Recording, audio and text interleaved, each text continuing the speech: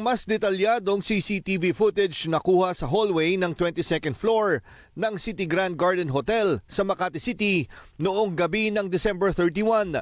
Pero dahil walang audio ang CCTV, palaisipan pa rin ang mga tunay na nangyari noong gabing iyon.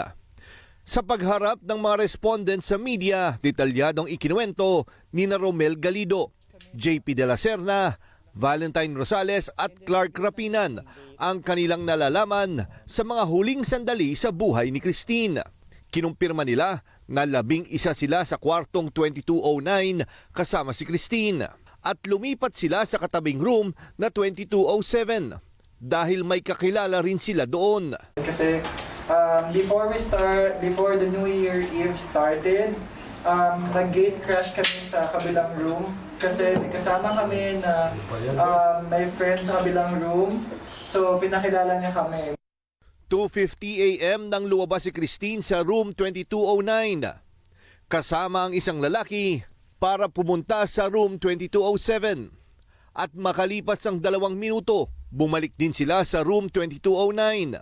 Inamin ni Valentine Rosales na siya ang lalaki na kasama ni Christine sa video na hinalikan pa ni Dasera. Pasensya ka na that I have to ask you, did she know you were gay?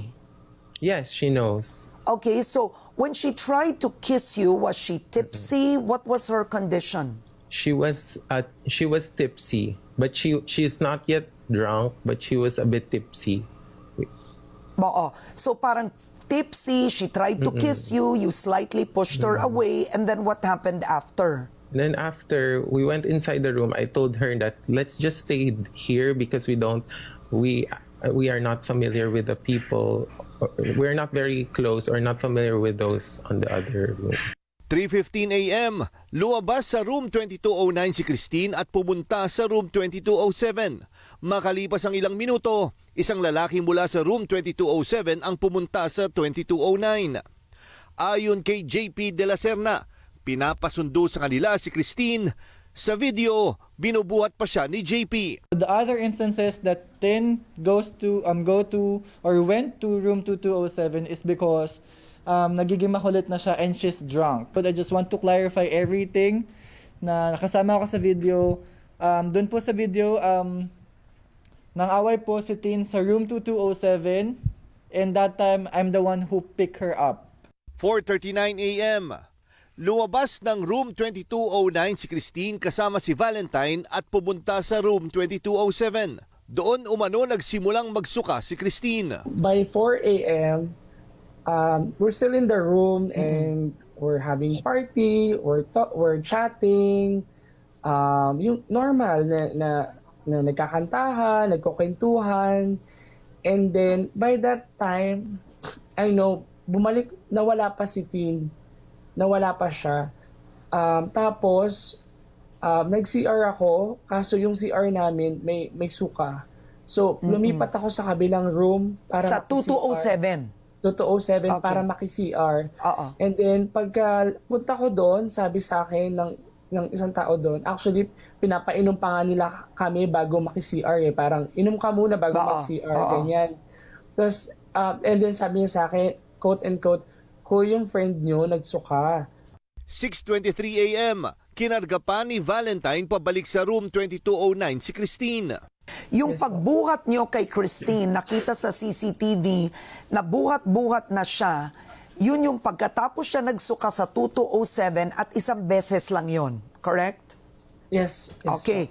Sa kabila. Oo, sa kabila. Pagdating sa 2209, after 4 a.m. na to, Clark, gising pa siya konti. Tama ba, Clark? Yes po. Okay. At kailan siya pumunta na sa banyo ng 2209 para magsuka? At napunta sa bathtub? Mga anong oras?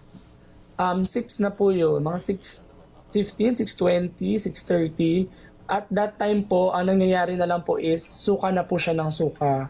And then, sige po, nagsasabi siya sa amin na nasusuka ako. Yung lasing na, guys, nasusuka ako, ganun siya.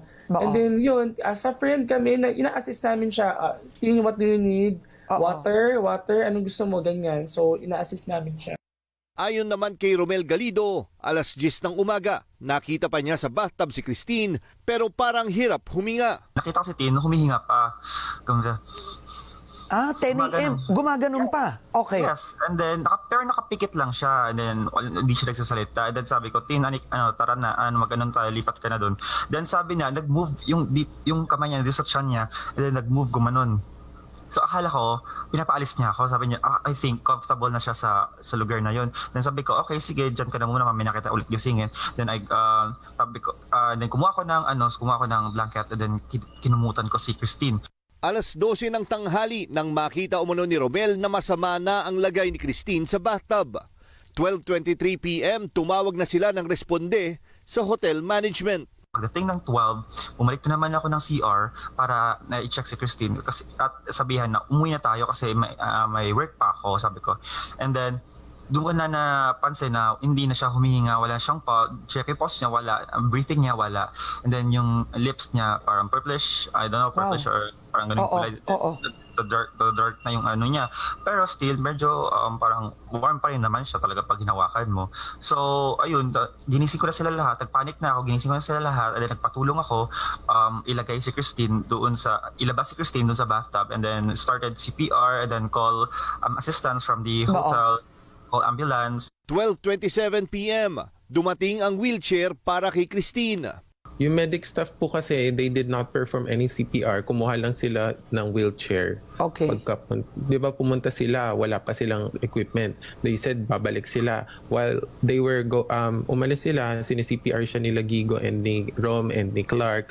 Tapos bumalik sila with wheelchair na. Kaso yung wheelchair na kinuha nila, walang leg assists. So ang hirap. Ako yung nag-transfer kay Tin to sit in the wheelchair. Kaso nga walang leg assist since she's naka-straight yung legs niya, hindi matutulak, mabigat din siya. Naka-straight yung legs niya, tapos naiipit sa may bandang wheel yung left leg niya. So sabi ko, wait lang, ayusin natin. Tapos hindi talaga ma-bend yung legs. Inask nila na si Clark, hawakan na lang yung legs. Dinala sa ospital si Christine at diniklarang dead on arrival. Nilinaw ng grupo na wala sa kanilang gumamit ng droga. I believe walang party drugs kasi first of all ako hindi naman ako nagaganon, and ang usapan inuman lang kami doon. Nandindigan din sila na walang rape na nangyari. No. Okay, but if I were in court, I'd ask you, how would you know when there are also people in the other room? You were not there the whole time. Because when we transferred her over our room, we took care of her. She just kept on vomiting. If she was raped, she would have let us know what happened to her. Sasabihin niya po yun. Okay. Yeah, because she still has conscience when she went to our room.